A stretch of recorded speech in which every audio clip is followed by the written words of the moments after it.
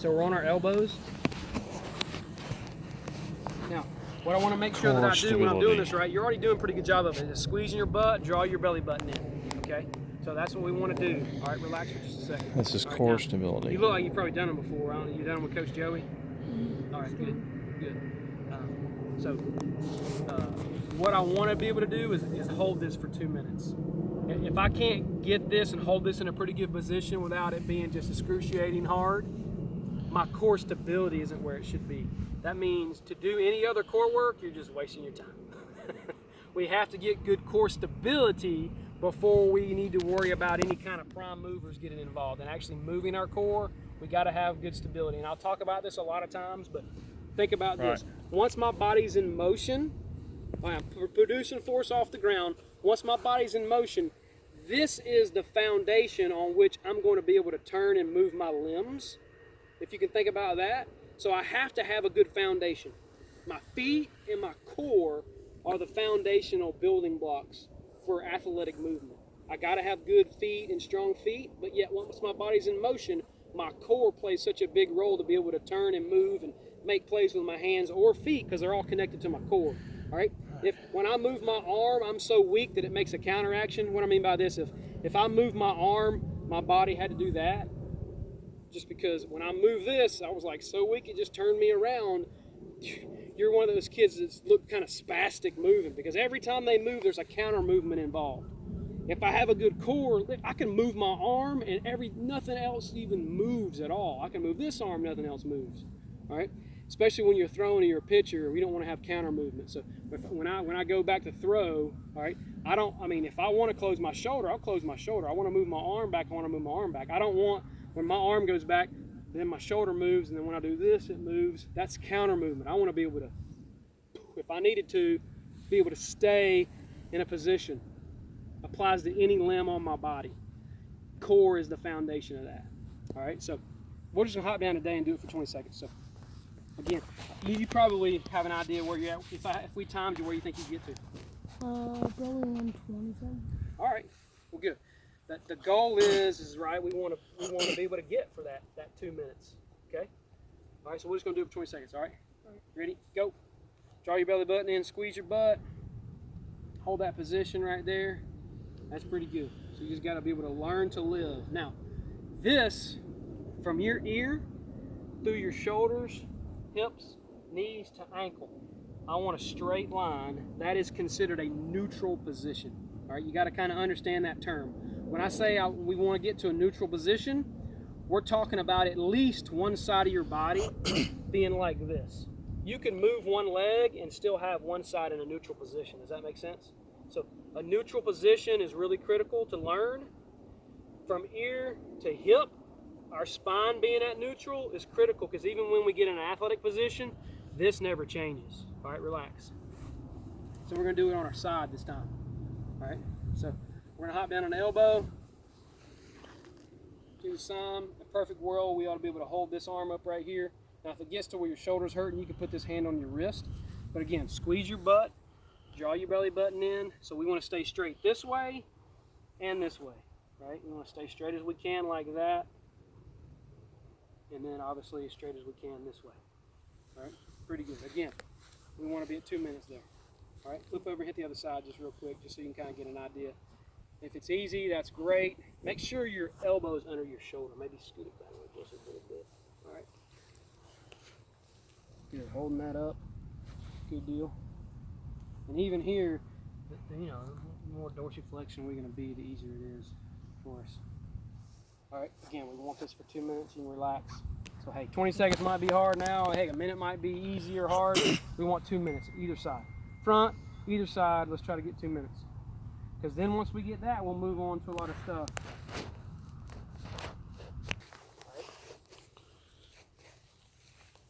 All right, so we're going to do some drills right here, or just a very simple drill.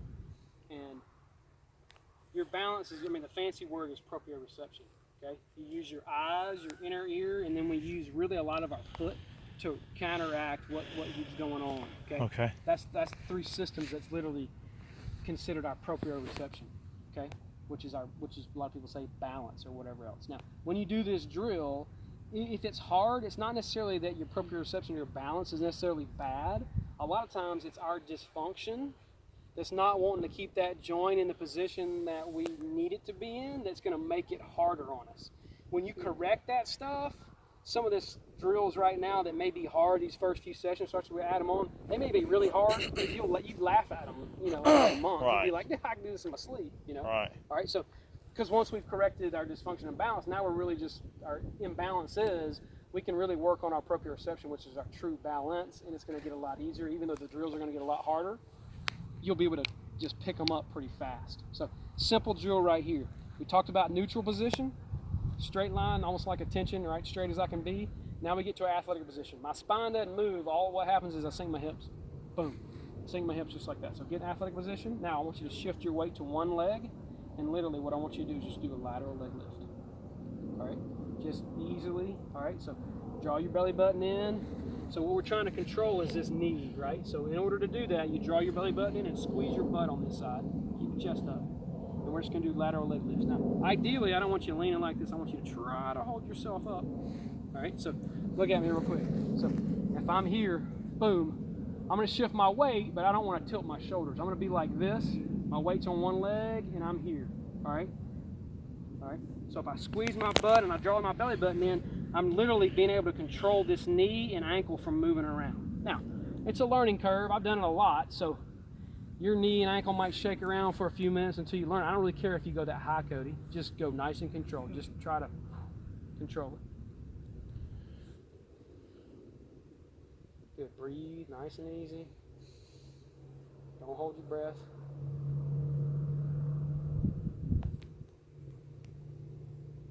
All right, good. You don't even have to go that high. All right, go ahead and get a couple on the other leg.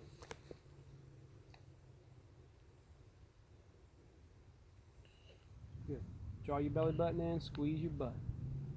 So we're trying to stabilize. If we stabilize the hip, our knee and our ankle has a chance to stabilize. If we don't stabilize our hip, we have no chance of stabilizing our knee and ankle.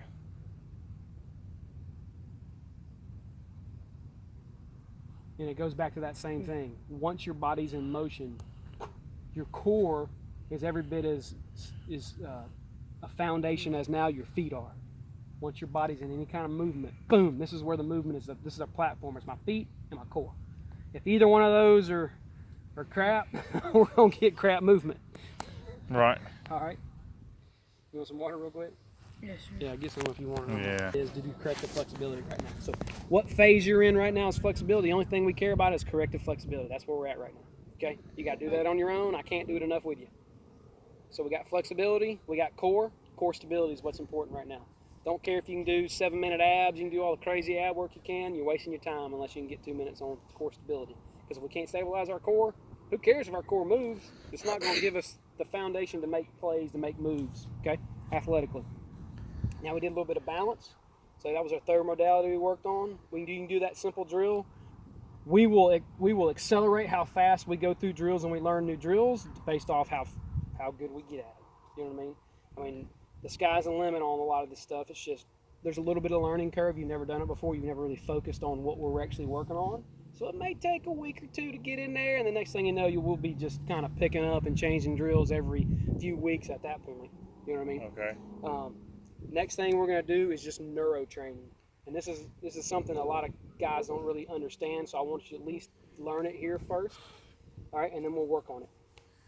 What I mean by neuro training is we're literally getting your brain to make a signal and it travel to, let's say, moving my foot, which requires different muscles from my hip down to move. We got to stabilize my core to do it, but in order to, we want our brain to say, all right, move my foot, and we want that call to be made. We want that signal to be made, just like, on a wire, okay? Boom, you tell a machine to do something, it sends a signal and it gets it to do something. I just Right. got stung. Was it one of the sweat bees or a big bee? I don't know. It was on my Yeah. on my shorts, and I was like this. Oh. Yeah, that's probably one of those little ones. I'm alright. Yeah, in your hand, you got a lot of nerves in your hand. Yeah, so that's yeah. a perfect example. This stung, and guess what it did? It sent a signal and went, boom, that hurt, and it happened pretty fast. So that just goes along with our lesson for today. There you go. He planned that. That bee was working for him. Yeah, I went, right now, get it. Exactly. So that's a Remote prime control. example of our nervous system making that thing happen. So look, typically the signal when your brain tells your foot to move or your toe to move, left or right or whatever, that happens at humanly rate at a typical 200 miles an hour. Shoot, I'm not even 6 foot, 200 miles an hour. That's pretty quick. Yeah. Hey, that's fast. But you're capable of making that signal run at like 2,000 miles an hour. That's a big difference.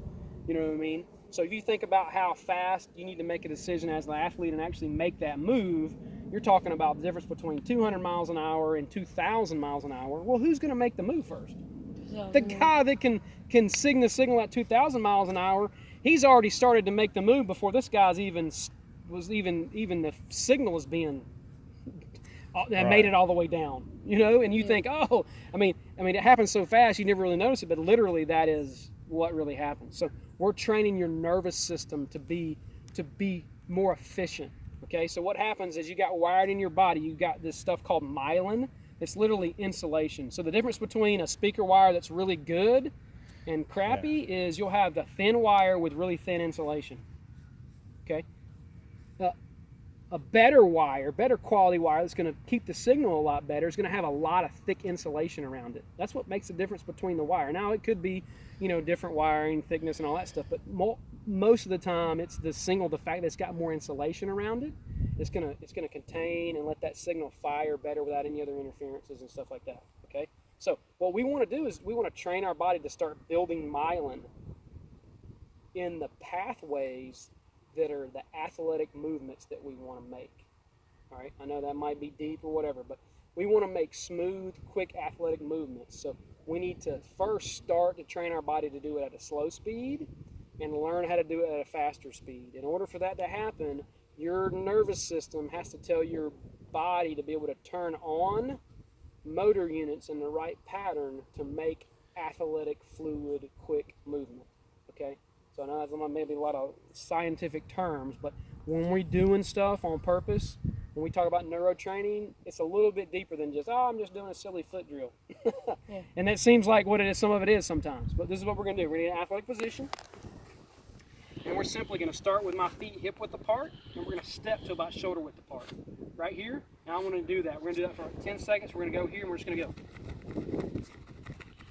All right. Very simple. All right. Ready? Go. All right. Don't hold your breath. No, keep going quick. Keep moving. Keep moving that foot. All right. Stop for just a second. So what I don't want you to do is start getting too wide, and now my feet are at shoulder width, and now I'm stepping outside of my shoulder width. Because now my foot's straight, that's not really going to produce any movement for me. My movement happens as an athlete from shoulder width to about hip width. Okay? So if I'm literally trying to create force to move somewhere, it's going to be here.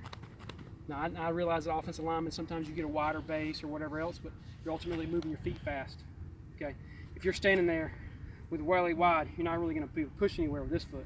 Now, this one that's closer to my hip box, now I can accelerate off. But if my foot's so far out of my hip box, my leg's almost straight, I can't really push myself anywhere with it. Okay? So we want to train for our feet to land inside our hip box or hip circle. That means hips to shoulder width is about as wide as I want to take my steps and my movements. Okay? All right, other foot. Start a little closer. Now, don't let your foot shake if you can. Try to even keep your heel pretty close to the ground. Keep your foot straight. Ready? Go. There you go. Relax your hands and your face and your chest. We only want to fire what we want to fire. All right, relax. All right, now, just noticing, and I want you to notice it, when you started stepping after you got going for a while, you were letting your foot pronate a lot and making a step. See, I'm on the inside of my foot now. All right, I want to keep my foot straight. I want to fire that tibialis, and I want to keep my foot straight because I want it to land flat on the ground. Okay, especially when I'm making this lateral movement. If I want to make a move, well, I don't want to have one cleat on the ground. Okay, I want them all to land in the ground. Especially if I'm pushing laterally. Now we're running straight ahead. We're on the ball of our foot. We don't want our heel to hit, but that's a little bit different. We'll talk about that later on. Okay, keep that foot flat. So let's go one more time to the right leg. All right, ready? Go. There you go. Now work on firing that fast. We're going to fire faster by loading my core. If you load your core, you'll be able to move your foot faster. Don't shift your weight. Just move your foot. Don't worry about shifting your weight to that leg. All this weight stays right over there. Relax your face and your shoulders and your hands. All right, stop. Because we're just training our nervous system to only fire what we want to fire, okay? And here is a little bit, and again, don't hear what I'm not saying because I talk about this a lot. I want you to understand it. So it's a really good example that kids do all the time. You know what I mean? If I said, what's the number one lift you've done in your life, would be what? Like. When you're in the weight room, what's the number one? I mean, if you've done something the most times, what is it probably? Probably Squat. I know, that's amazing. Every kid in America says that. It wasn't surprising that I could answer what you're about to say. Squat, okay?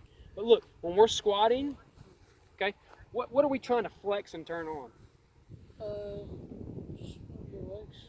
Everything. If you could flex your ears harder to lift more weight, would you do it? So you're everything. You're just, I mean, you're gripping your toes and your fingers and your teeth, and all right. So what we're training neurologically to turn what on? Everything. Everything. If you turn everything on, are you moving anywhere? No. If I want to get to there and I go, No. I'm not moving anywhere. Okay? You have to learn to be able to turn motor units. That means you got to turn muscles on in the right order to promote fast, fluid movement. It's neurologically completely different than doing a heavy squat. It's just facts. It hurts a lot of feelings, and I tell coaches this, and they don't want to hear it, and they want to try to rebuttal about this. And this is a fact of the matter is, when you're squatting, what they're trying to do is trying to get you to, the thought is, and what they even say a lot of times, we're trying to get you to recruit more muscle fiber. Okay, you're trying to get to turn everything on. I get that. There may be one moment in a football game when it's goal line and we're right here and we're knuckle to knuckle and we're face to face and I go, whoa, and that's one move and like that might help. But is that guy going to stay there from then on? So if we didn't score right then on that first initial movement, whoever's the most athletic is going to win. Okay, so yeah, there might be a little bit of there might be an argument you could say, well, what about this one specific movement and make that I make, that would it still help? Yeah, okay, but largely the rest of the time we're training our nervous system to do something completely different than what we want to do in the field to make plays. You have to be able to move. You have to get your brain and your nervous system to be able to turn motor units on. That means motor units control different parts of your muscle groups. Those have to turn on at a certain rate. Okay, so think about it like this. If I'm going to do this right here as fast as I can, okay, so that means my bicep had to contract to make that movement happen fast. What happened to have my tricep? Extended.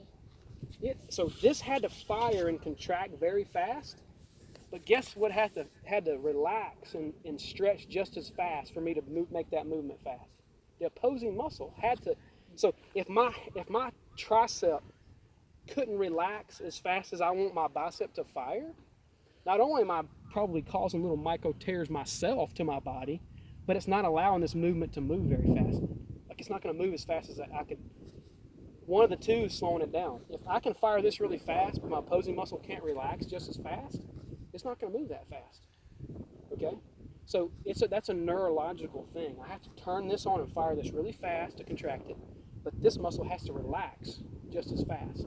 If it doesn't, I'm not making fluid athletic movements. Squatting heavy does not train you to move neurologically the same as we do as an athlete. It just don't. It won't, and it never will. Okay, not saying never do it, but we got to understand that athleticism is neurological. Everything is neuromuscular, ultimately.